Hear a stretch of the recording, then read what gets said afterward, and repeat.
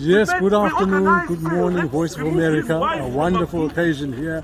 We are here in Glasgow, United Kingdom, climate change, COP26. We are trying to deal with our climate and the environment. The government of Zimbabwe is here, also amongst those delegations and the likes. I am also here amongst fellow Zimbabweans. We are raising our voice.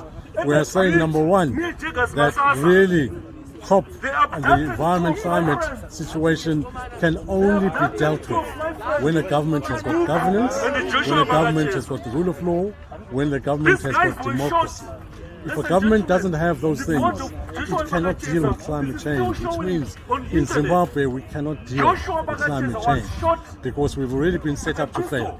That is why right at the beginning we said ED's government should not be allowed to sit amongst other nations. It does not qualify on those basic principles.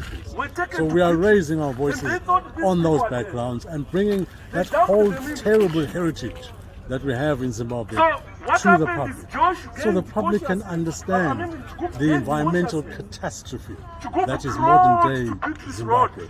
So we are addressing those things. Some people may say it's controversial. I do not. I call it being responsible. I call it being a responsible leader to bring such issues to the fore and not sweep them under the carpet. Thank you very much. Thank you.